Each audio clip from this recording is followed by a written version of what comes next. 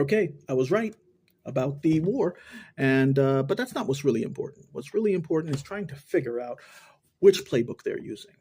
Is it the Obama playbook, or are we looking at the George W. Bush playbook?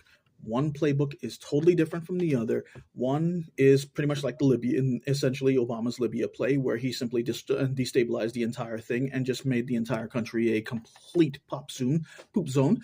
And then you have George W. Bush, which is an attempt for regime change that was completely disastrous.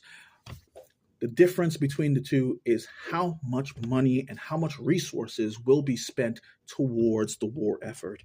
Um, and I'm not complaining about the legality or anything like that. I'm just literally talking in regards to business, how it's going to affect your business, and how it might actually play out in stocks. And it's going to play out simply through energy, energy. This is everything about war has to deal with energy. Oil and gas is going to go up. Why? Because you have one of the largest militaries on the planet being mobilized.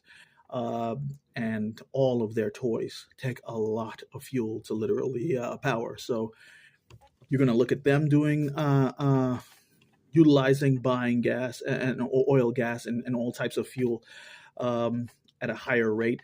They're also going to have their own reserves, whatever reserves that may have been spent or utilized. They'll be shoring every last bit of that up, and then you have the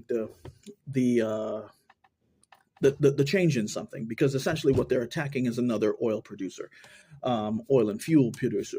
So you're going to see global supply drop and also global consumption rise. So what does that do? Supply, demand, schedule. What happens? Equilibrium price will rise. And that equilibrium price rising means higher prices for you and I, for our businesses, for transportation, for everything. And you could look to the number one, the Fed not raising rates. If anything, this would be justification. Well, not raising rates, lowering rates. This would be a justification for the Fed to raise rates. And if they raise rates, and the reason why they would raise rates is because, well, this will have a direct impact on inflation, and we might see inflation tick up.